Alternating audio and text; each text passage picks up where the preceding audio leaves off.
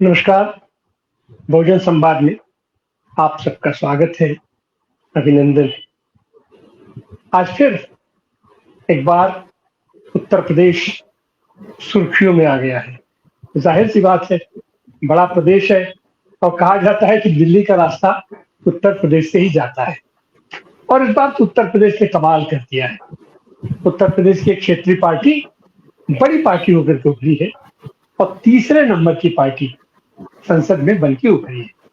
37 सीटों के साथ समाजवादी पार्टी ने वहां जबरदस्त दस्तक दी और सच तो यह है कि अगर ईमानदारी के साथ चुनाव हुआ होता तो आज तस्वीर कुछ और होती। और उससे बड़ी बात यह है कि संसद में एक से एक युवा नेता उभर करके निकल करके सामने आए और खास करके विपक्ष में आए हैं। उनकी आवाज, उनकी बात करने का ढंग, उनकी प्रतिबद्धता, उनकी वैचारिकता और उनका ज्ञान। ज्ञान मतलब ये लगातार संघर्षों के बीच से निकल के लोग आए। ऐसी हालत में उम्मीद की जाती थी कि उत्तर प्रदेश में इसके पहले विपक्ष के नेता बने अखिलेश यादव जी। जिस ऊर्जा, जिस तेवर के साथ उन्होंने विपक्ष का नेतृत्व किया, वो अपने आप में अद्भुत था।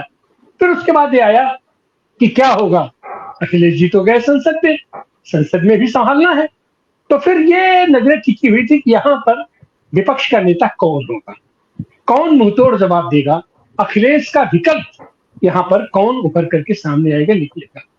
उस समय पीडीए की चर्चा होती थी और पीडीए एक बड़ी ताकत के रूप में, सैद्धांतिक ताकत के रूप में निकाल करके अखिलेश जी आए उसको और उसको सामने रखे। फिर पिछले दिनों विधान परिषद में भी स्थिति बनी तो विधान परिषद का नेतृत्व दिया गया लाल बिहारी यादव को, वहां नेता बने और आशुतोष सिन्हा को वहां सचितक बनाया गया, किरण पाल सिंह को मुख्य सचितक बनाया गया और जाकिर अंसारी को उप नेता बनाया गया विधान परिषद में। फिर ये हुआ, जैसे इक्वेशन देखा जाता है कि भाई तमाम जातियों का इक्वेशन, तमाम क्षेत्र का इक्वेशन सब देखता है, फिर अब क्या बनेगा। और फिर उसके बाद किसी को उम्मीद नहीं थी, सब लोग उम्मीद कर रहे थे कि कोई दलित नेता दिया जाएगा, कोई बैकवर्ड नेता दिया जाएगा, क्या दिया जाएगा।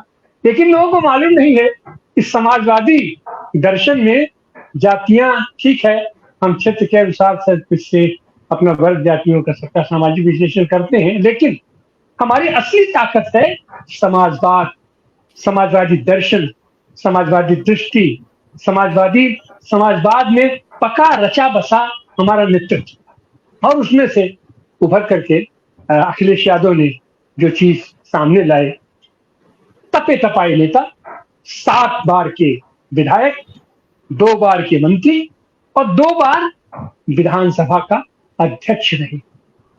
माननीय मुलायम सिंह यादव के साथ समाजवादी पार्टी की स्थापना की हुई और उनका नाम आते उनको अखिलेश यादव जी ने विपक्ष का नेतृत्व दिया, विपक्ष के नेता के रूप में स्थापित किया। और उसके साथ ही उन्होंने कमल अख्तर को सचेतक, राकेश कुमार उर्फ आर के वर्मा को उप सचेतक और महबूब अली को अधिष्ठाता मंडल पर नियुक्ति। अब तब से तमाम लोगों के पेट में दर्द उभर गया कि ये कैसे हो गया, ब्राह्मण को दे दिया, क्या हुआ, कैसे हुआ।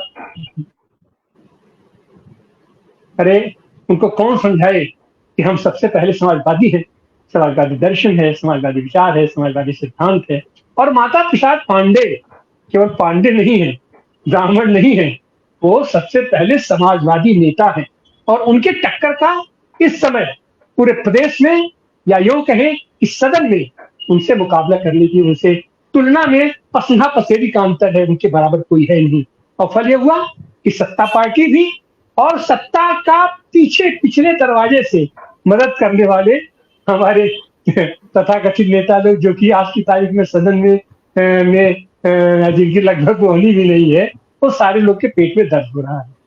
तो आज हम उसी बात पर आज हम चर्चा करने के लिए इकट्ठा हुए हैं कि अखिलेश यादव ने जिस तरीके से ये मास्टर स्ट्रोक चला है, इसका क्या असर पड़ेगा आने वाले दिनों की राजनीति पर।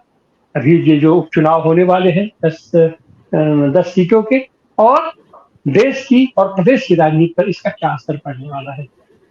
आइए हम अपने प्रबुद्ध पैनल से आपका परिचय कराएं।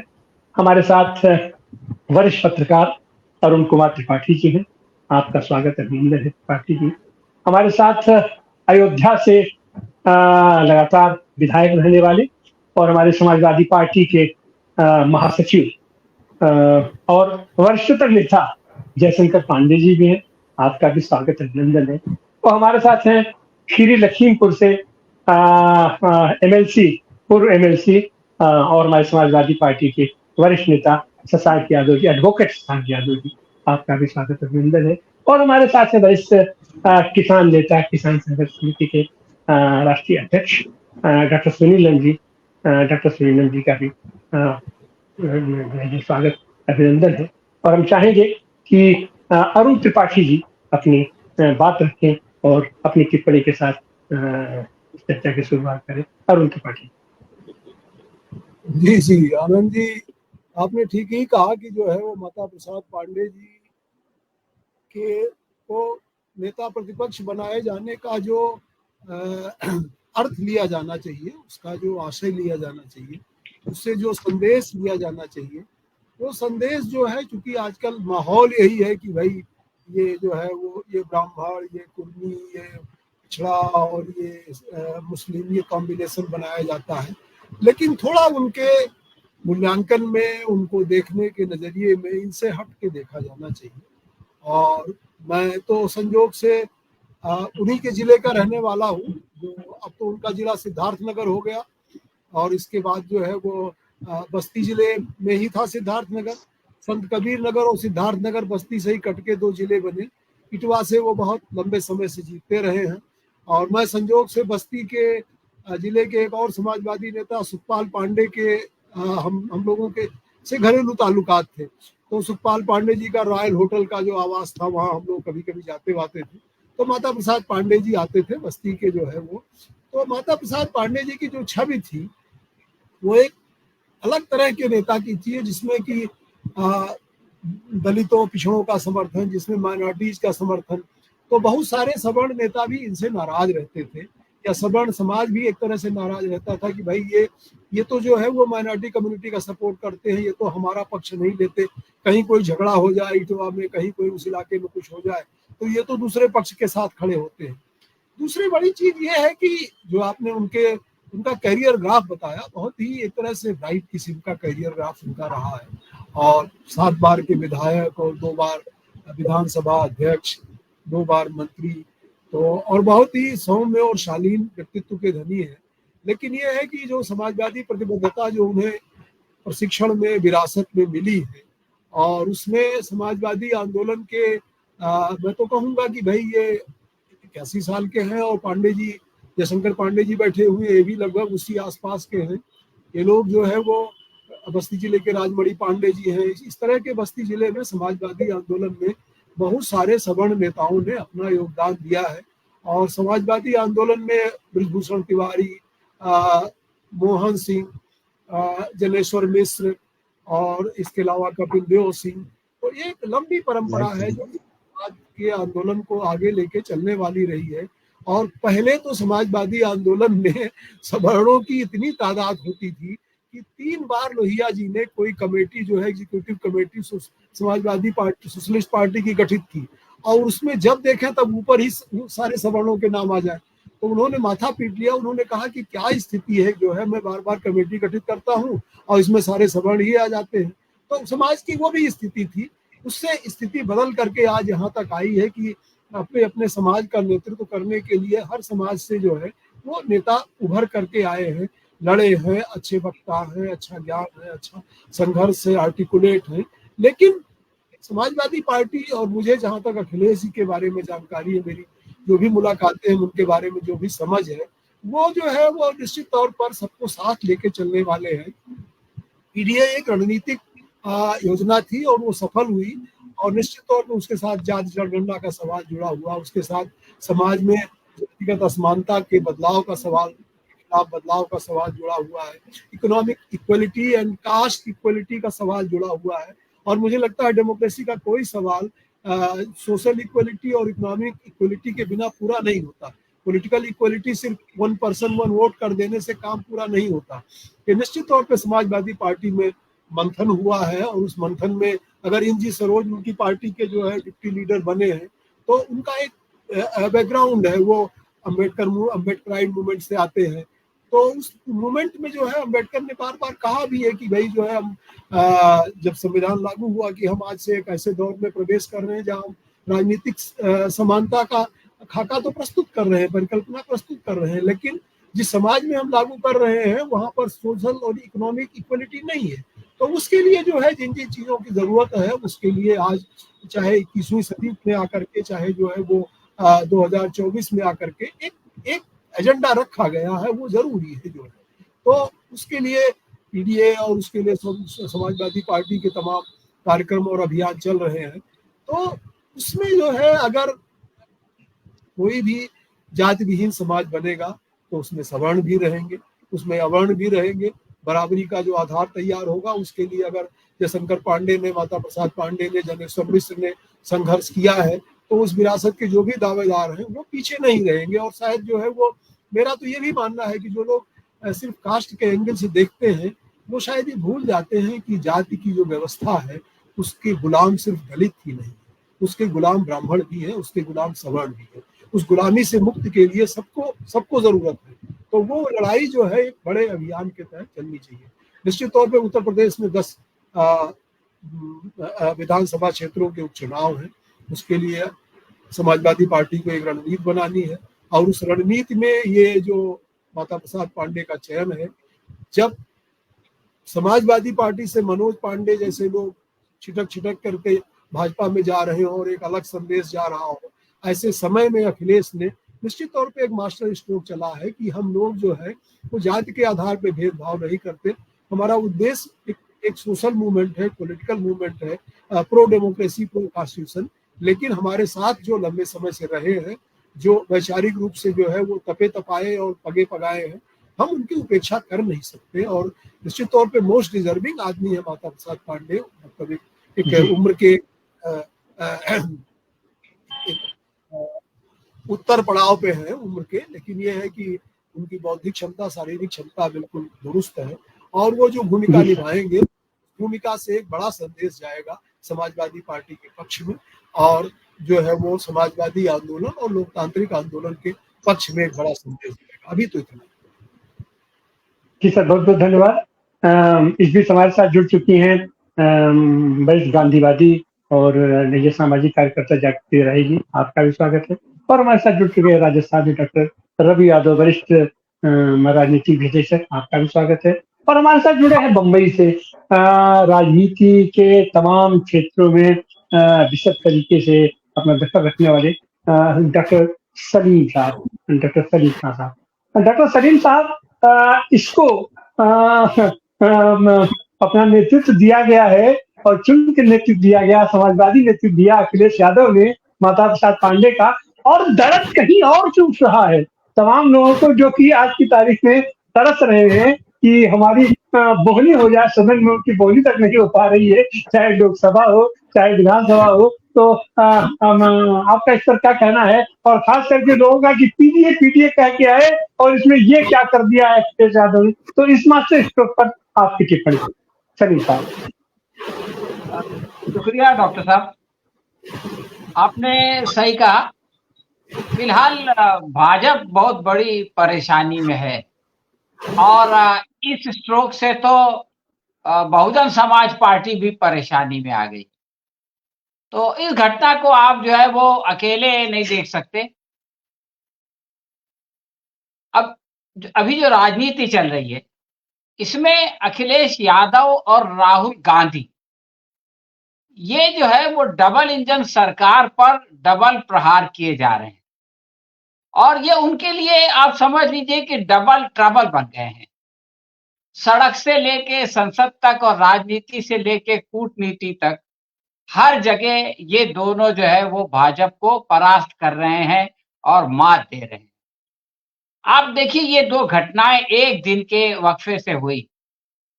पहले दिन राहुल गांधी जो है वो सुल्तानपुर से वापस जाते हुए रामचरित मोची से मिलते हैं, और सारे मीडिया में वो खबर छा जाती है, यानी राहुल गांधी का रामचरित से मिलना, उससे बात करना, फिर उसको जो है वो मशीन भिजवाना, फिर उसको फोन करना। अब एक सिलसिला चल रहा है। इस बीच दूसरी खबर आई।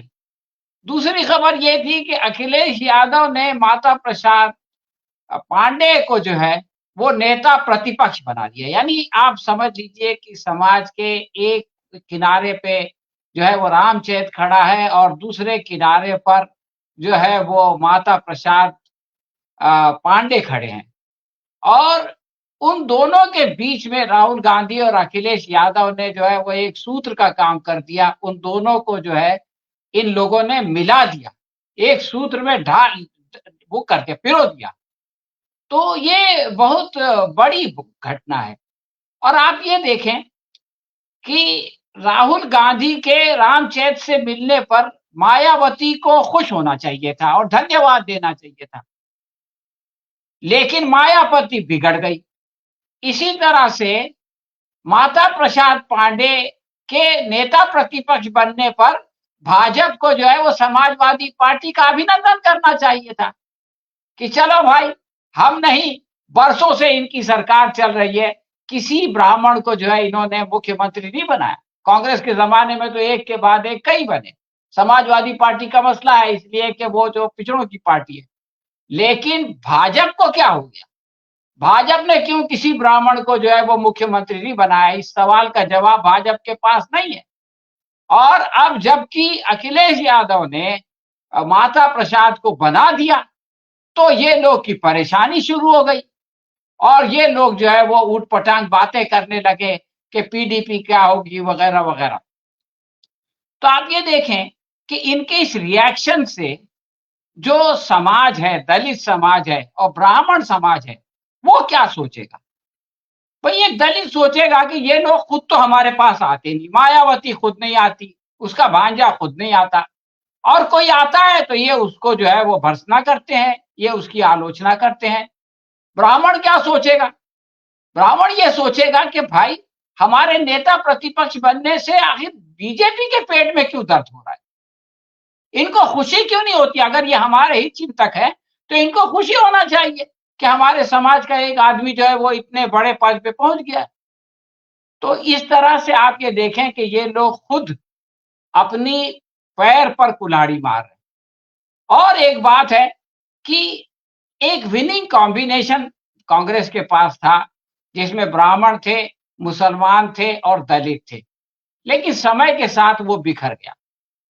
हुआ ये कि कांशीराम आए, दलित उनके साथ चले गए, और बाबरी मस्जिद का मामला आया तो मुसलमान जो है वो कांग्रेस छोड़ के समाजवादी में चले गए और कांग्रेस के पास कुछ बचा ही नहीं।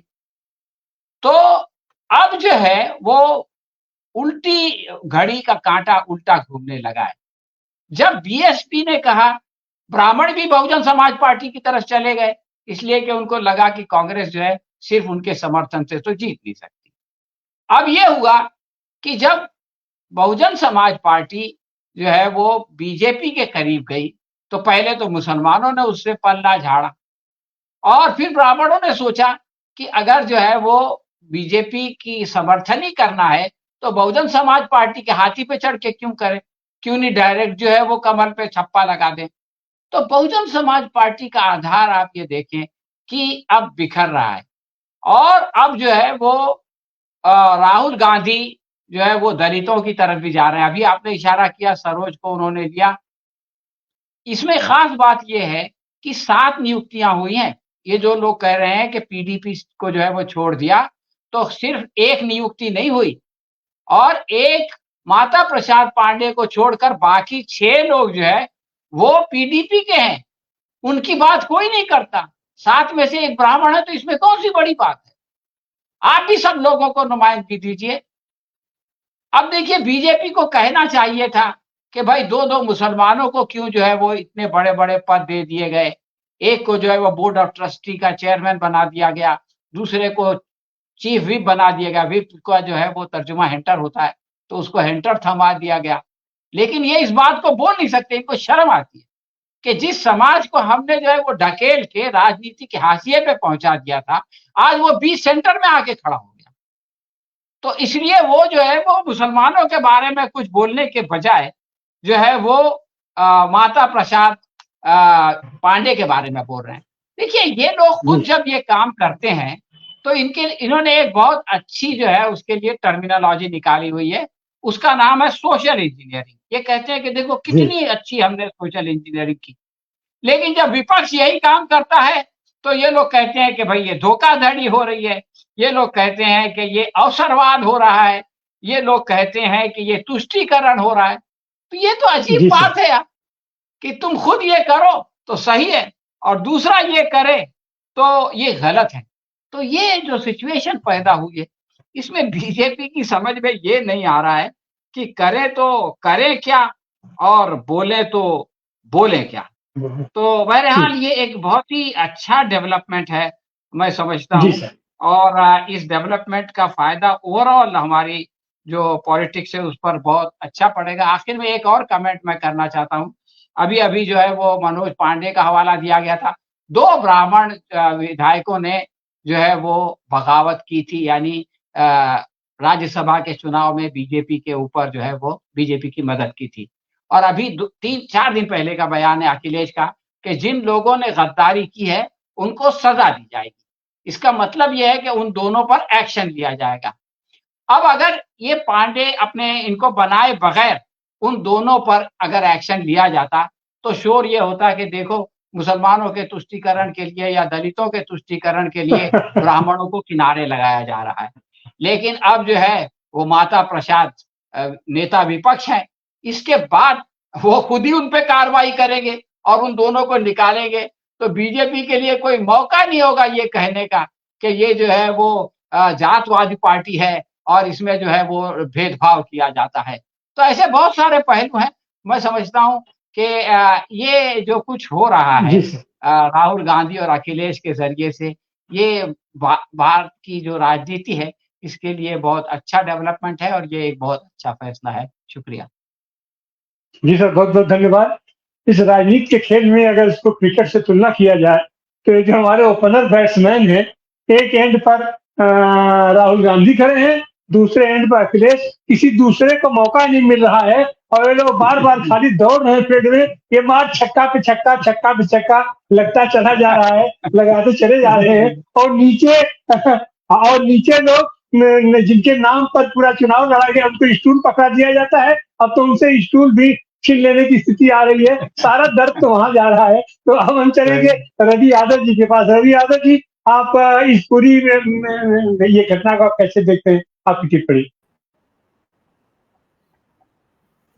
बहुत शुक्रिया तिवारी जी, आपको नमस्कार, पैनलिस्ट और आपके दर्शकों की। जहां अरुण जी जैसे वैचारिक रूप से समाजवादी प्रखर समाजवादी जहां हो, और मैं समझता हूं कि वहां सुनना बहुत अच्छा लगता है। मैं सुन रहा था उनको, और मैं वैसे भी सुनता हूं उनको कहीं दूसरी जगह भी जब रहते हैं तो। और साथ में यहाँ अपने पांडे जी को जोड़ा हुआ है, एमएलसी साहब शशांक जी को जोड़ा हुआ है। तो कम से कम समाजवाद के बारे में मैं कुछ कहूं, ये मुझे लगता है कि ये ठीक नहीं होगा आज की तारीख में कम से कम। लेकिन फिर भी एक चीज जरूर मुझे लगती है, मुझे दुख होता है इस बात को जब मैं ये देखता हूं कि माता प्रसाद पांडे जी को तमाम मीडिया के लोग और तमाम लोग जब एक ब्राह्मण चेहरा कह के उनको बात करते हैं, लोग ब्राह्मण चेहरा बताते हैं, तो मुझे तकलीफ होती है इस बात से। और मैं दूसरे लोगों की नहीं, मुझे लगता है कि खास तौर से मैं देखता हूं समाजवादी पार्टी के बहुत से सोशल मीडिया पे जो मैं जिनको समर्थक देख रहा हूं, जो समाजवादी पार्टी के समर्थक कहते हैं अपने आप को, पिछले कुछ समय से हुआ यह है कि समाजवादी पार्टी में जैसे जैसे बहुजन समाज पार्टी टूटती गई है, कमजोर होती गई है, तो बहुजन समाज पार्टी से बहुत से लोग, नेताओं भी और कार्यकर्ता भी, उनके समर्थक भी समाजवादी पार्टी में आज हैं। और वो बहुजनवाद यानी काशीराम के बहुजनवाद और लोहिया के समाजवाद में वो फर्क नहीं कर पा रहे हैं अभी तक। समाजवाद का मतलब जातिवाद नहीं हो सकता। अगर माता प्रसाद पांडे को अगर आप पांडे या पंडित जी कहेंगे, वो ठीक है, टाइटल समाज के हिसाब से कह सकते हैं, वो अलग बात है। लेकिन अगर जनेश्वर मिश्रा को ब्राह्मण चेहरा कहेंगे, माता प्रसाद पांडे को अगर आप ये कहते हैं कि वो ब्राह्मण चेहरा हैं, तो मुझे लगता है बहुत न्याय नहीं है उनके साथ, अन्याय है ये गलत चीज है, ये नहीं होना चाहिए। वो सोशलिस्ट हैं। और सोशलिस्ट कोई भी जब है, अब बहुत सा समय था जिस समय से हिंदुत्व उभर रहा है, माता प्रसाद जी समाजवादी पार्टी में ही है तब से। कितनी गालियां खाई होंगी उन्होंने जिस समय मंडल कमीशन लागू किया गया है। पांडे जी बैठे हुए हैं साथ में, कितनी गालियां इनको पड़ी होंगी। अयोध्या से खासतौर से किस हिम्मत के साथ ये जुटे रह रहे हैं वहां पर समाजवादी पार्टी के साथ, हम समझ सकते हैं। बाकी के लोग, जिस समय मंडल कमीशन लागू हुआ है उसके बाद तमाम सारे इस तरह के लोगों ने, जहां नेताजी गुजरते थे लोग जमीन पर थूकते थे, हमने वो देखा है। तो ये नफरती लोग हैं जो इस तरह की बातें करते हैं। समाजवादी पार्टी की बात करें तो मैं समझता हूं, चाहे ब्रजभूषण तिवारी जी रहे हों, आप उनको जातिवाद में कैसे कह सकते हैं? मोहन सिंह जी हों, कपिल देव सिंह जी हों। और कब समाजवादी पार्टी इस तरह की थी, वो कहने को टैग लगा देना है आपको कि यादव मुसलमान की बाई और बाई एम बाई की पार्टी है। मैंने कभी नहीं देखा कि भारतीय जनता पार्टी को कोई ब्राह्मण बनिया की पार्टी कह रहा है या ठाकुर ब्राह्मण की पार्टी कह रहा है। मैंने कभी नहीं सुना किसी टीवी पर किसी भी एंकर को और किसी भी एनालिस्ट को। क्यों भाई? कौन सा बेस है उनके पास? जितना आपके पास टोटल बेस है उतना तो खाली मुसलमान है। 15% मिला था 2012 में, उससे ज्यादा उत्तर प्रदेश में मुसलमान हैं। लेकिन ये खुद में जितने जातिवादी लोग हैं, आप देखिए केशव मौर्य जी कहते हैं कि अब पीडीए कहां चला गया। शर्म आनी चाहिए केशव मौर्य जी को। बेहद शर्मनाक स्टेटमेंट है उनका ये। पीडीए की अगर आपको थोड़ी सी भी चिंता है, आप सिंगल स्टेटमेंट बता दीजिए जब आपने 69,000 शिक्षकों के बारे में कभी कोई आवाज उठाई हो सदन में, या कभी कोई लेटर लिखा हो। अभी जरूरी एक लिख रहे हैं ये, अभी जब ये सब हार गए हैं उसके बाद में जो कुछ हो रहा है, तो वो तो दिख रहा है कि अब दिख रहा है कि राजनीति जा रही है। तो जरूरी है कि कुछ इस तरह की चीजों को सामने लेके आए ताकि राजनीति बची रहे। अन्यथा तो आप इनको देखिए, इनको कब पीडीए की चिंता थी। समाजवाद का मतलब है जो कमजोर तबका है, जो नीचे का तबका है, जहां जो शोषित हो रहा है किसी के भी द्वारा, आर्थिक तौर पे, सामाजिक तौर पे, न्यायिक तौर पे, धार्मिक तौर पे, जो बराबरी का हक जिनको नहीं मिल पा रहा है उनके लिए लड़ना। कई बार मैं बहुत बड़े बड़े लोगों को देखता हूं टीवी पर जो कहने लगते हैं कि साहब समाजवादी साहब, वो ऐसी धारणाएं बनाई जाती हैं कि उसके पैर में चप्पल नहीं होनी चाहिए, जूते फटे होने चाहिए।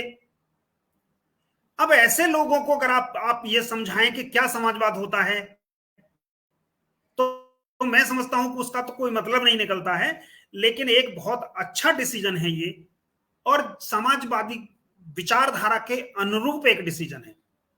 मैं माता प्रसाद जी को ब्राह्मण चेहरा या कुछ और चेहरे के तौर पर नहीं देखता, मैं उनको एक सोशलिस्ट के तौर पर देखता हूं और एक गंभीर राजनेता के तौर पर देखता हूं। 2 बार जो आदमी विधानसभा का अध्यक्ष रहा है, जरा भी मतलब प्रस्त होते, बहुत समय था, कभी भी जा सकते थे निकल के, पार्लियामेंट में भी जा सकते थे और मंत्री भी हो सकते थे, शायद इस समय भी मिनिस्टर हो सकते थे अगर उनको वही करना होता जो कुछ अभी कुछ और लोगों ने किया है थोड़े दिन पहले, जिनका जिक्र हो रहा था, मनोज पांडे वगैरह का।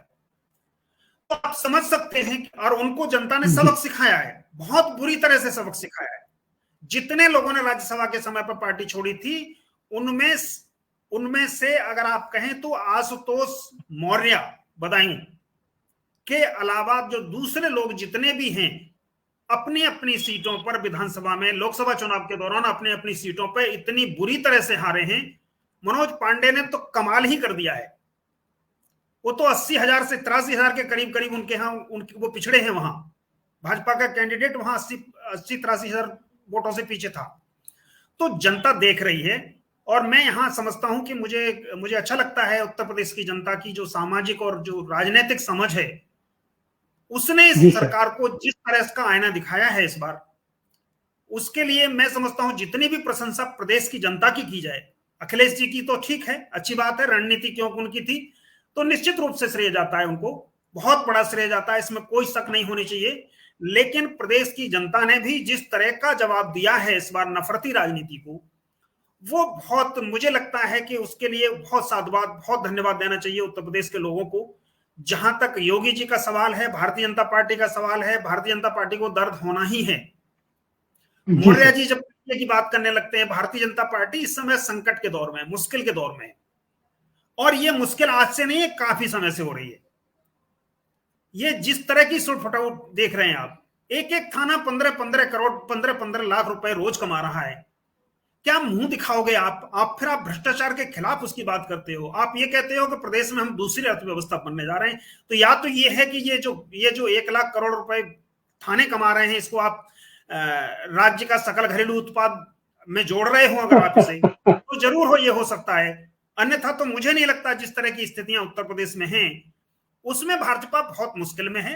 और मायावती जी का जहां तक सवाल है, उनके लिए तो कुछ कहना ठीक नहीं लग रहा मुझे। क्या आपको ब्राह्मणों की चिंता है और क्या आपको दलितों की चिंता है? अब आप अपनी ही चिंता कर लो, यही बहुत अच्छा है। अगर आप अब भी सुधर जाओ तो आपका जो सम्मान था, और है अभी भी बहुत लोग हैं जो पसंद करते हैं उनको, भले ही वोट नहीं देते हैं, मजबूरी में वोट नहीं देते हैं। जो ऐसे लोग हैं जो बहुजनों के बारे में सोचते हैं, जो नीचे के तबके के बारे में सोचते हैं, वो सोचते हैं कि वो विचारधारा अच्छी थी, लेकिन मायावती जी ने उसको डुबो दिया है। तो आप अंत समय में अपने सम्मान को अगर बचाना चाहती हैं तो अभी भी समय है कि आप सुधर जाएं। विरोध करने के नाम पे विरोध करना है सिर्फ, और वो भी समाजवादी पार्टी का, तो इससे आपको नुकसान होगा। जी तिवारी जी। जी सर, बहुत बहुत धन्यवाद। अब हम चलते हैं अयोध्या, जो इस समय पूरे देश की राजनीति का केंद्र बना हुआ है। और अयोध्या से अवधेश आशी एक उभर करके एक चेहरा आया है, पूरे राष्ट्रीय अंतर्राष्ट्रीय स्थिति पर छा गए हैं। वहां से ही आपका संबंध रहा है पांडे जी। हमको याद है कि एक समय वह भी था कि गधे के पूंछ में टीना बांध करके उसको दौड़ाया जाता था। एक तरफ मुलायम दिखा रहता था, एक तरफ जयशंकर पांडे दिखा रहता था। और वह भी दौर हम लोगों ने देखा कि पिछली बार ही अखिलेश यादव की उदारता ही कहेंगे कि तमाम लोग जो बाहर से आए वो यहाँ पार्टी को इतनी क्षति पहुंचाए, वो यहाँ देख रहे थे, लेकिन अनाप शनाप वक्तव्य दे करके पूरे प्रदेश का वो सौहार्द उन्होंने बिगाड़ा और पूरा उन्होंने रिजल्ट बदल दिया। और रिजल्ट ही नहीं बदला, वो अपने असली चरित्र में आए कि उसके बाद समाजवादी पार्टी भी छोड़ करके बाहर चले गए। तो यह जो एक तरीके से पुनर्वापसी कहें या जो कहें, या जो सर्व समाज को लेकर के जो समाजवादी धारा से परिपूर्ण लोगों का एक परिपक्व नेतृत्व दिया है और देने की कोशिश में लगे हुए हैं, उस आंदोलन को धार देने की कोशिश में लगे हुए हैं अपने अखिलेश यादव जी। इन संदर्भ में आपकी टिप्पणी जयशंकर पांडे जी। अनम्यूट कर लीजिए, अनम्यूट कर लीजिए पांडे जी। जी,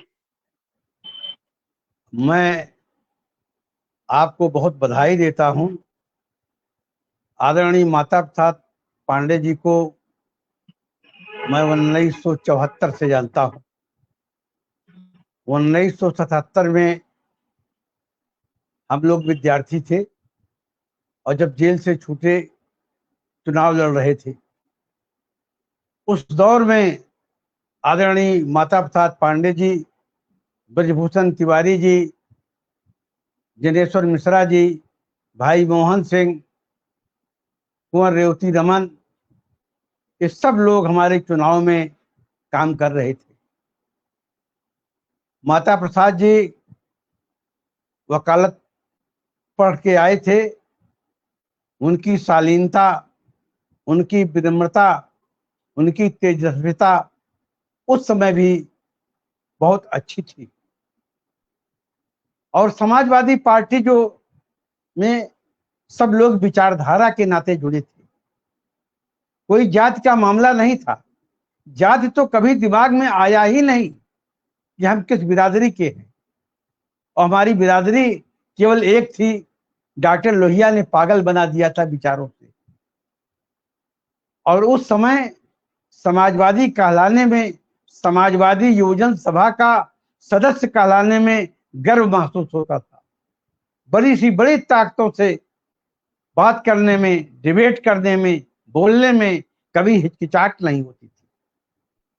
और जब से राजनीति में अधकचरे दिमाग के लोग आ गए, जिन्होंने राजनीति के स्वरूप को बदल दिया, विचारधारा को बदलने का प्रयास कर रहे हैं, उन लोगों ने संकीर्णता पैदा की। ये समाजवादी पार्टी ही थी कि जिस जनेश्वर मिश्रा के पास 2 बीघा जमीन नहीं था। मैं बधाई दूंगा अखिलेश यादव जी को, उनकी विचारधारा को, उनकी परंपरा को, कि उन्होंने लखनऊ में जनेश्वर पार्क बनवा करके एशिया का सबसे बड़ा पार्क बनवाया। इससे बड़ी श्रद्धांजलि आदरणीय समाजवादियों के द्वारा जनेश्वर जी को क्या दी जा सकती है। समाजवादियों ने कभी जात की परवाह नहीं की,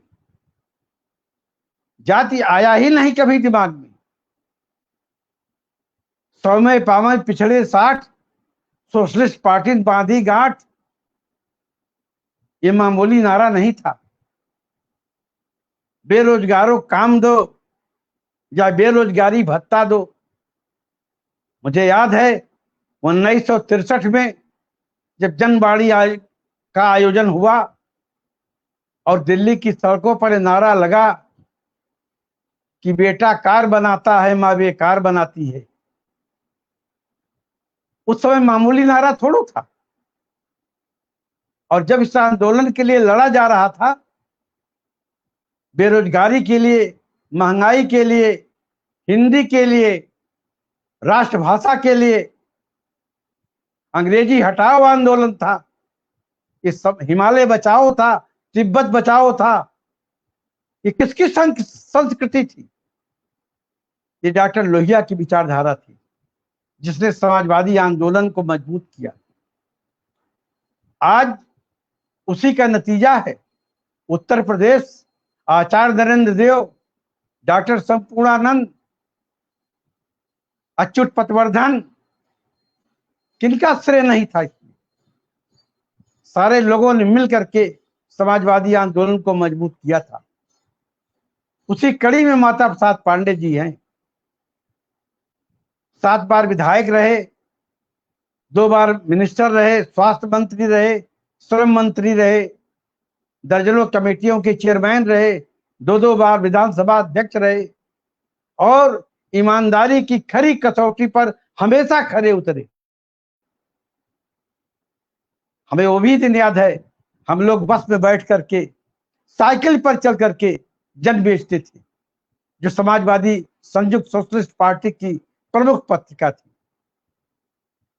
और आज जरूरत इस बात की है कि अगर हम इस देश के अंदर सांप्रदायिक ताकतों को कमजोर करना चाहते हैं तो हमें समाजवादी विचारधारा की एक नई नर्सरी तैयार करनी होगी।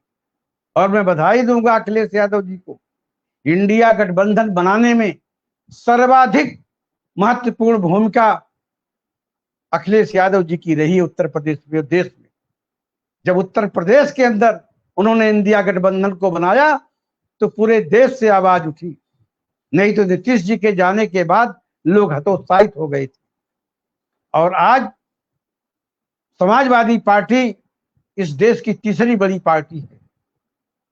आज समाजवादी विचारधारा में आस्था रखने वाले लोगों को की आवश्यकता है समय की मांग के अनुसार कि हम समाजवादी विचारधारा और माता प्रसाद पांडे जैसे लोगों को, जो समाजवादी विचारधारा की धरोहर है, इनके विचार को सम्यक समाज को बढ़ाने के लिए पीडीए तो समाजवादी पार्टी की आधारशिला है।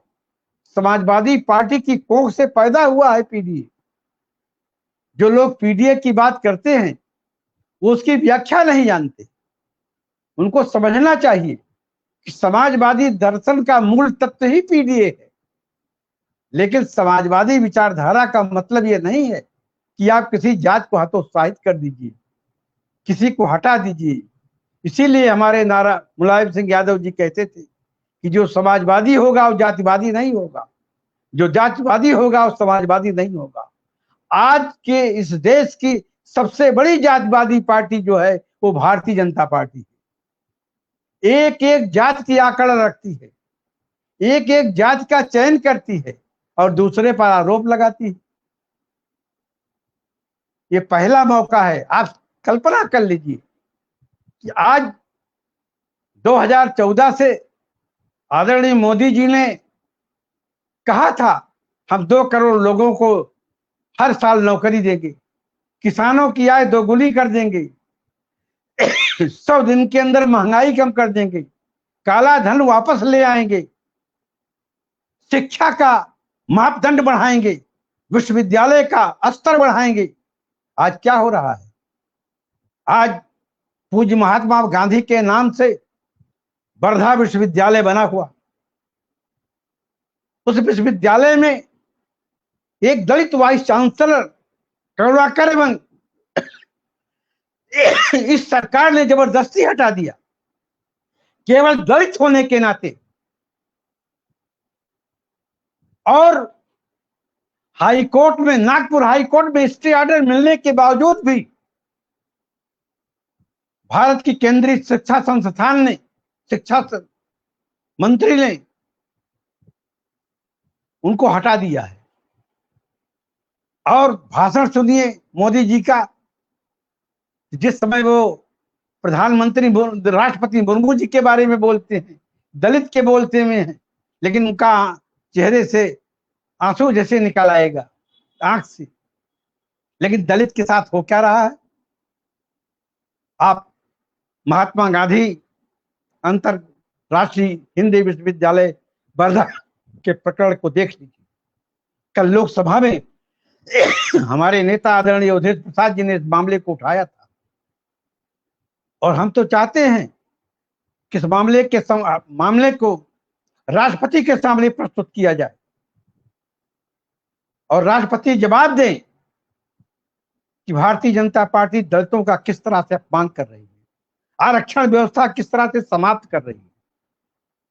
हर जगह अभी भारतीय जनता पार्टी ने बगैर परीक्षा दिए हुए योग्यता के आधार पर जिन आईएएस अफसरों को बनाया गया है, उनमें से कितने लोग दलित समुदाय के हैं?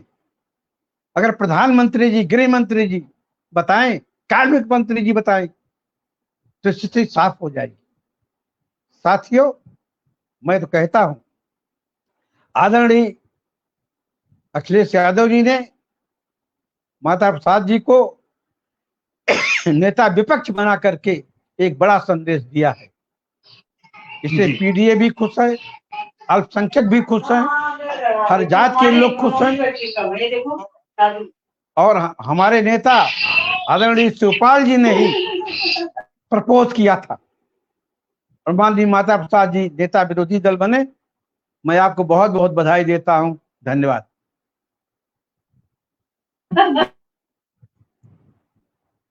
जी सर, बहुत बहुत धन्यवाद।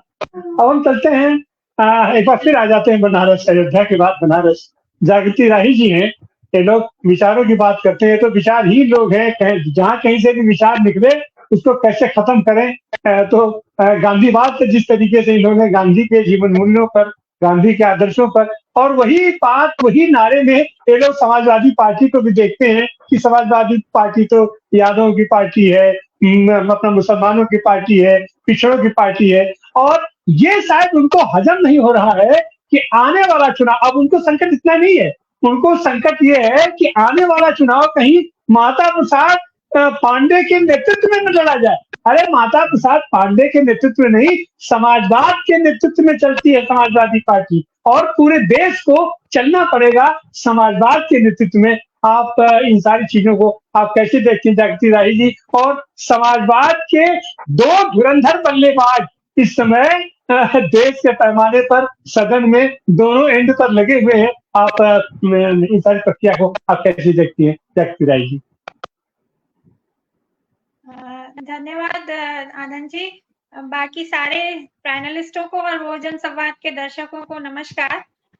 मैं इसको इस तरह से देखती हूँ, ये सीधे सीधे जो भी राजनीतिक कदम है या समझदारी पूर्वक कदम लिया गया है, उसका नतीजा इससे ही साफ हो जाता है कि किस तरह से विपक्ष की पार्टी भाजपा हो या बसपा हो, उनको कितना बुरी तरह से तिलमिला गए हैं। जो मैंने बसपा नेता मायावती जी का बयान भी पढ़ा और मौर्य जी का भी बयान देखा, तो उनको चिंता हो आई अचानक से, वो बसपा जो हाथी शंख बजाएगा और अरे ब्राह्मण शंख बजाएगा हाथी चलता जाएगा, अब उनको ब्राह्मण के बनने से दिक्कत हो रही है। और दूसरी तरफ ये मौर्य जी जो चित्पावन ब्राह्मणों के दिमाग से निकली हुई पार्टी में बैठे हुए हैं और ऐसी तैसी करके रखे हैं संविधान की, उनको अचानक से समझ में आता है। 79% वोट यूपी की बात करूं तो 79% वोट सवर्णों का एकजुटता के साथ बीजेपी को मिला है इस बार के चुनाव में।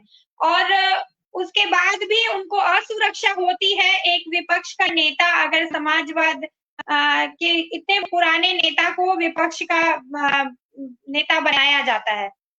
दिक्कत क्या है कि वो लोग सोशल जस्टिस से तो आते नहीं, सोशल जस्टिस से उनका दरअसल कोई लेना देना नहीं है। वो उनका नारा जो है वो है सोशल इंजीनियरिंग का, और सोशल जस्टिस में और सोशल इंजीनियरिंग में बहुत बड़ा फर्क है, और इसी फर्क को वो लोग समझ नहीं पाते हैं, इसलिए इस तरह की बयानबाजी की जाती है।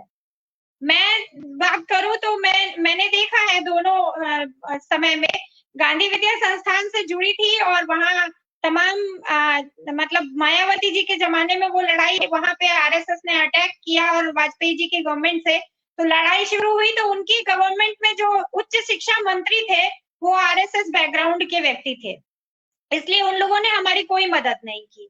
हमारी मदद जब कुछ हुई तो वो समाजवादी पार्टी की जब सरकार आई और समाजवादी जो उच्च शिक्षा मंत्री आए तो उन्होंने फिर वो कैंपस हमारा खाली करवाया था। और उस तरह से तो मैं इस तरह से देखती हूँ कि देखिए, विचारधारा में और राजनीतिक कलाबाजी में, गणित बैठाने में बहुत बड़ा फर्क होता है। हमारी दिक्कत ये हुई है कि हिंदुस्तान की राजनीति या यूपी की राजनीति की बात करूं तो वो अपनी विचारधारा की जमीन कमजोर पड़ती गई और गणित, राजनीतिक सत्ता पाने का गणित जो है वो हावी होता गया। और इसीलिए जो समाजवाद की धरती कहा जाता था उत्तर प्रदेश, वो आज सीधे सीधे तो उग्र हिंदुत्व और कट्टरता की राजनीति का मतलब वो माना जाने लगा, उद्गम स्थल माना जाने लगा है। और उसको गुजरात मॉडल के नाम से या कहें तो यूपी मॉडल के नाम से कहा जा रहा है। जहां तक इस एक कास्ट विशेष की जो पॉलिटिक्स को लेकर के उनका नाम लेने के बाद, पहले तो मैं ये बिल्कुल नहीं मानती हूँ कि वो उनका चयन इसलिए हुआ है कि वो एक खास जाति से आते हैं और गणना से करते हैं। मुझे लगता है अखिलेश जी के जाने से जो विधानसभा में जगह खाली हुई थी, उस जगह को भरने के लिए इससे ज्यादा बेहतर नाम उनके पास दूसरा कोई हो ही नहीं सकता था, जो 2 बार नेता रह चुका हो विधानसभा में और उसके बाद इतने सीनियर व्यक्ति हैं वो।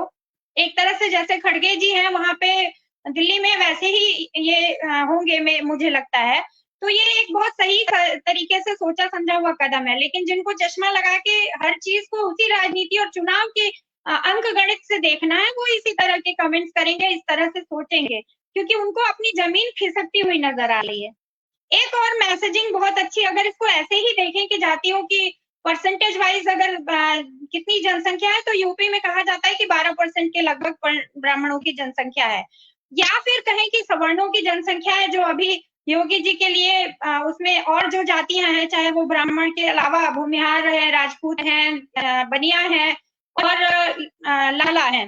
तो ये 4-6 जो जातियां हैं, इनकी कुल आबादी जो 18-19% अगर होती है, तो आप इसको पूरी तरह से जो सोसाइटी में है उनको ढकेल के साइड में करके और उनको एक दुश्मन की तरह प्रेजेंट करके करेंगे, तो आप फिर वही आरएसएस की जो लाइन है कि मुसलमान को एक दुश्मन बनाया, वैसे ही राजनीति करेंगे। और उसमें और इसमें मुझे क्वालिटेटिव फर्क नहीं लगता, क्योंकि ऐसे संगठन हैं जो लगातार ये दुश्मनी का भाव दिखाते हुए नफरत फैलाते हैं जाति के नाम पे भी, कि आपका शत्रु कौन हो सकता है, तो एक वही हो सकता है।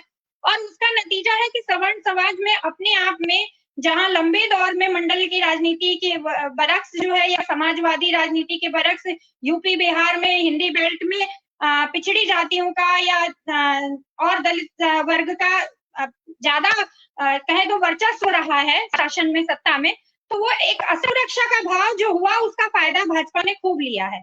और वो असुरक्षा का भाव, उसमें दुश्मनी जगाई गई है नए यूथ में आरक्षण के सवाल को लेकर के।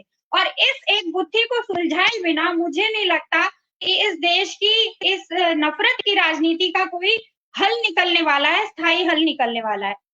इसलिए इस तरह के कदम लेना, चाहे वो सिंबॉलिक, अगर ये केवल इसलिए भी है कि हमने उनको भी साथ लिया है, तो ये बहुत अच्छा समझदारी पूर्वक दिया जाने वाला मैसेज है, जो जरूरी है दिया जाना, कि हम किसी एक खास वर्ग को, किसी भी कास्ट को या किसी भी वर्ग को हम पूरी तरह से खारिज नहीं करते, नकार नहीं देते, उनको हटा नहीं देते। ये जो तरीका है, ये आरएसएस का हो सकता है, भाजपा का हो सकता है, जो किसी जमाने में सर्वोदय आंदोलन और जेपी आंदोलन से चीजों को कॉपी पेस्ट करते करते गांधीयन समाजवाद का नारा लगाने लगी थी, वो फिर वापस अपने स्वरूप में आ गई। तो आप फर्जी नारों के साथ आप अपना नैरेटिव नहीं गढ़ पाते हैं, इसलिए आपको वापस रथ पे सवार होना पड़ा और वो रथ के जवाब में फिर बाकी सारी पॉलिटिक्स खड़ी हुई। तो हम लोगों को एक राजनीतिक विश्लेषण के तौर पे अगर हम देखें तो मैं सीधे ये मानती हूँ कि ये जो उग्र कट्टर हिंदुत्व वाली लाइन पे सवर्ण समाज का युवा अगर जाता है तो उससे बचाने की जिम्मेदारी भी समाजवादी राजनीति की होती है। और उत्तर प्रदेश में अगर इस तरह से उनको साथ लेकर ये किया जाएगा तो वाकई में सच मायने में उसमें सेंधमारी होगी, क्योंकि आज वो युवा इस सरकार से बुरी तरह निराश है, बेरोजगारी के मसले पर या और तमाम चीजों, महंगाई के मसले पे, या जिस तरह से परीक्षाओं का मामला हो रहा है, भ्रष्टाचार जिस तरह से, कोई फ्यूचर नहीं दिखाई दे रहा है, उससे वो जो सवर्ण सो कॉल्ड तबका उसका भी युवा बुरी तरह फ्रस्ट्रेट है। तो एक ये बहुत समझदारी पूर्वक निर्णय होगा कि हम उनको भी साथ लेकर चलते हुए दिखाई भी दें, केवल कर रहे हैं इससे नहीं होता है, क्योंकि मीडिया उनका है, वो जो चाहते हैं वो सुनाते हैं, दिखाते हैं और एक दूसरे के खिलाफ। आप देख लीजिए मणिपुर उसका उदाहरण है। शरद पवार जी को कल कहना पड़ा, परसों कहना पड़ा कि हमारे महाराष्ट्र में भी मणिपुर बन सकता है। तो आप हर जगह मणिपुर बनाने की संभावनाएं खोजते हैं, इसलिए किसी भी तबके को, समझदारी यही है कि इंडिया गठबंधन के हर पार्टी को ये समझना पड़ेगा कि किसी भी तबके को समाज के उनके लिए उनके पाले में धकेलने की हम लोगों को जरूरत नहीं है। अपने नारों को बोलते वक्त, अपनी योजनाओं को करते वक्त हमको कितना इंक्लूसिव दिखना है, कितना शेयरिंग दिखना है, ये बेहद जरूरी है। हम बेहद इस चीज से सहमत है कि एक जमाने में वामपंथी जितने होते थे वो कहाँ से आए, लेफ्ट का आंदोलन कहाँ से आया था, ज्यादातर सवर्ण तबके के नेता उसमें भी थे। उसके अलावा समाजवाद की जो पूरी कहानी है, आप पूर्वांचल की ही बात कर लीजिए तो भोजपुर बेल्ट से लेकर पूरा का पूरा जो आंदोलनों को लीड करने वाला तबका था वो भी कौन था, वो वही शोषण करने वाला वर्ग जिनको डिक्लेयर किया हुआ है, उसी वर्ग से वो तबका भी आता था जो विद्रोह करके अपने ही समाज से संघर्ष करके और उस विचारधारा को पोषण दे रहा था, उसको आगे बढ़ा रहा था, जिसमें समाज के तमाम दलित शोषित तबकों की लड़ाई वो लड़ रहा था। आज आपने पूरे के पूरे सवर्ण तबके को अगर वापस वहां पीछे ढकेल दिया है, जहां वो जाकर के कांवर धो रहा है या कांवर की तरफ जा रहा है, एकदम अंधविश्वास में जा रहा है, तो ये खतरनाक ट्रेंड है।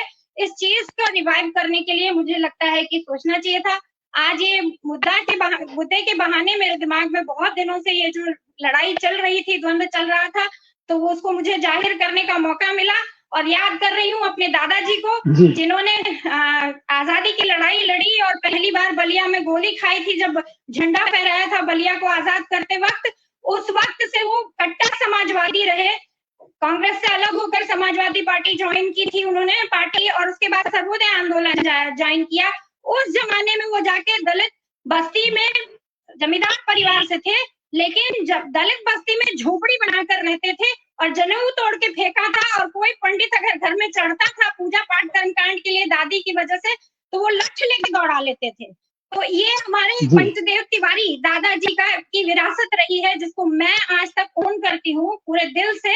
और हम लोगों के परिवार में किसी ने जाति सूचक नाम नहीं लगाया, और मैं ऐसी अकेली नहीं हूँ, हजारों परिवार हैं सर्वोदय आंदोलन से निकले हुए जिन लोगों ने अपने नामों से, सर अरुण त्रिपाठी जी अच्छी तरह जानते हैं कि नाम से अपने जाति सूचक नाम। जी बहुत बहुत धन्यवाद जागृति जी। अब हम चलते हैं खीरी लखीमपुर। खीरी लखीमपुर का नाम लेते ही एक रोमांचक दृश्य उपस्थित हो जाता है कि यह जो ब्राह्मणवाद की पोषक पार्टी है या नफरती पार्टी है, वो किस तरीके से किसानों को रौंद करके अट्टहास करता है इसका गृह मंत्री सदन में, और लगातार अट्टहास करता रहा है। 5 साल तक, 7 साल तक अट्टहास करता रहा है। और आज इन लोगों के पेट में दर्द हो रहा है कि माता प्रसाद पांडे को क्यों, अरे माता प्रसाद पांडे वो समाजवादी धारा के, और उतना ही तो नहीं, ये पीडीए लोग करा, पीडीए आया कहां से, प्रोग्रेसिव डेमोक्रेटिक अलायंस, यह राष्ट्रीय क्षितिज पर यह शब्दावली आई थी, और उसको उत्तर प्रदेश में समाजवादी पार्टी ने अपने समाजवादी दर्शन में आम आदमी को समझाने के लिए उन्होंने कहा कि डी ए, पी पिछड़ा, डी दलित और ए के बारे में उन्होंने कहा कि ए में हमारा पूरा भारत है, हमारा आदिवासी है, हमारा अल्पसंख्यक है, हमारा अगड़ा है। तो वो सारी चीजों को भूल करके सच बात तो ये है कि इन लोगों के पांव के नीचे से जमीन खिसक गई है। परिणाम ये है कि ये जो तमाम हलचल मची हुई है। तो मेजर शशांक यादव जी इस निर्णय को, और खास करके इतनी नियुक्तियां एक साथ हुई है, उसमें एक नाम को लेकर के ही अपना पेट में दर्द इन लोगों को क्यों हो रहा है? क्या इसका ये दूरगामी परिणाम ये लोग देख रहे हैं क्या? शशांक यादव जी अनम्यूट कीजिए, अनम्यूट कर दीजिए जी। तिवारी जी, सांप्रदायिक विचारधारा आदमी से नहीं डरती है, सांप्रदायिक विचारधारा विचार से डरती है। उसको बहुत बड़ा डर लगता है। गांधी की हत्या की जरूरत क्या थी? वो गांधी नाम की हत्या नहीं कर पाए, लेकिन वो कुंठित थे और उस बेचारे ढाई पसली के शरीर में क्या जान रह गई थी 1948 में जब उनकी हत्या की गई। लेकिन डरते हैं विचार से, माता प्रसाद जी से नहीं डरते हैं। वो डरते हैं कि पीडीए की राजनीति में लीडर ऑफ अपोजिशन एक सवर्ण भी हो सकता है। और मैं पीडीए वालों को जो समझाता हूँ, शशांक यादव आरक्षण की बात करें तो फिर घरे की बात हुई ना, हमें चाहिए। अब कोई इतनी सरोज कहें साहब दलितों का आरक्षण में खतरा है, हमें अपना हक चाहिए, तो वो अपनी ही तो बात कर रहे हैं। लेकिन जब माता प्रसाद पांडे, जयशंकर पांडे या जनेश्वर मिश्रा या जागृति राही या आनंद प्रकाश तिवारी बोलते हैं कि पिछड़ों को आरक्षण मिलना चाहिए, तो उसका एक संवैधानिक और कानूनी आधार बनता है। जब सवर्ण किसी तर्कों के आधार पर कहता है कि नहीं सामाजिक न्याय जरूरी है, तब भाजपा निरुत्तर होती है, तब सांप्रदायिक राजनीति निरुत्तर होती है। वो पिछड़ों को, दलितों को तो हवा में उड़ा देती है कि ये तो जातिवादी राजनीति कर रहे हैं, ये अपने आरक्षण की बात कर रहे हैं। लेकिन जब पिछड़ी वर्ग के लिए, पीडीए के लिए जब सवर्ण व्यक्ति प्रवक्ता बन के उतरता है, तब उस पर वो जातिवादी राजनीति का आरोप नहीं लगा सकते। और पीडीए के लोगों को मैंने समझाया, मैंने कहा ये बताओ, Mata Prasad Pandey ji leader of opposition बने हैं, तो कोनो का वहां आके कोई पुजारी संगठन थोड़ी बना देंगे। बोलेंगे तो वही जो पार्टी तय करेगी, बोलेंगे तो वही जो पीडीए की राजनीति तय होगी। लीडर ऑफ अपोजिशन का फ्लोर मैनेजमेंट तो वही होगा जो पार्टी तय करके आएगी। लोगों को समझ में आया। और जो अति उत्साह में लोग बोले कि साहब पीडीए में एक सवर्ण को दे दिया गया, यूनिवर्सिटी बनाए, यूनिवर्सिटी में तमाम सवर्ण लोग रख लिए, किसी पिछड़े को नहीं रखा गया, ये आलोचना के आधार होते हैं। मैं कहा कि एक किस्सा सुनाया लोगों को। मैं कहा 1984 में राजीव गांधी जी के कार्यकाल में बलराम भगत यादव बनाए गए थे मंत्री। 6 महीने बाद ही अमेरिका में खत्म हो गए थे। 27-28 के करीब यादव एमपी हुआ करते थे। तो सब मिलके गए कि राजीव गांधी के पास कि साहब ये अच्छा नहीं, ये जो है एक तो यादव मंत्री गया, आप किसी को जगह ही नहीं बना पा रहे हैं। तो राजीव जी कहे भाई आप अपना तय कर लो नाम। तो 4.5 साल यादव लोग नाम ही नहीं तय कर पाए थे। तो वो स्थिति आती है यहाँ पर कि जो लीडरशिप है उसको कोई रोक नहीं पाता है। माता प्रसाद जी की जो सीनियरिटी है, जो उनका है, वो एक स्वाभाविक चॉइस होते। इसमें आप पीडीए भी हटा दीजिए, सब कुछ हटा दीजिए। अखिलेश जी को आप कह सकते थे कि आप शिवपाल जी यहाँ पर ले सकते थे, आप एक तर्क के लिए कह सकते हो इस बात को।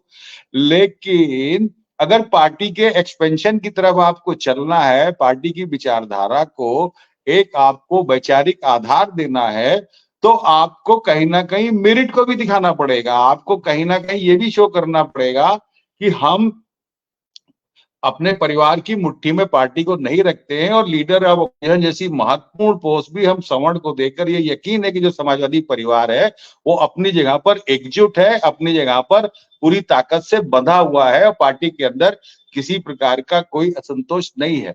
जितना भी आप फुलझड़ी देख रहे हैं दाएं बाएं, ये जो आतिशबाजी हो रही है, जो केशव प्रसाद मौर्य या मायावती जी की भाषा में लोग बोल रहे हैं, तो पहली बात तो यह है कि बेगानी शादी में अब्दुल्ला दीवाने है, पार्टी का फैसला है, ये लोग कौन करने वाले होते? नंबर 1 बात, कोई आधार है नहीं है। लेकिन अगर आधार है, बोल रहे हैं, तो मायावती जी भी इसलिए बोल रही हैं। कांग्रेस ने मल्लिकार्जुन खड़गे साहब को जब बनाया था तो दलित राजनीति को केंद्र में लाए थे।